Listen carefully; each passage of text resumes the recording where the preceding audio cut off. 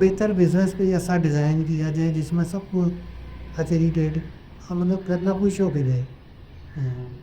वैसे नहीं। ये बात आपने बहुत ज़बरदस्त बात की है आखिरी वाली, कि खुश होके जाए बंदा, काम पे खुश होके जाए।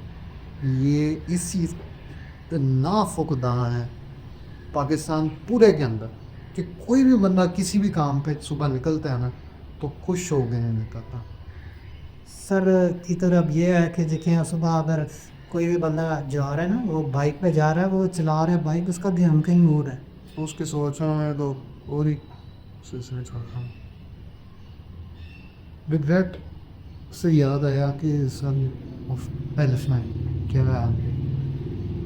लेकिन बड़ी बात है यार, पाकिस्तान मुस्लिम लोग हैं हम लोग, यानी कि अगर उनको तकलीफ़ पहुंचती है तो ज़ाहिर बात है हमें भी तकलीफ़ पहुंचती है। देख के बहुत दुख होता है। और सबसे देखिए, दुख परेशानी लेने से कुछ नहीं होता। असल तकलीफ़ होती है बेबसी अपनी देख के, खुद को बेबस देख के। अगर आप खुदा न खास्ता मुसीबत में है तो मैं आपके लिए यार कम से कम इतना तो कर सकूँ, कोई और कुछ नहीं सही तो मैं आपको इतना हौसला तो दे सकूँ ना यार, कोई बात नहीं, हो जाएगा सेट, ये वो कोई पता ही नहीं है।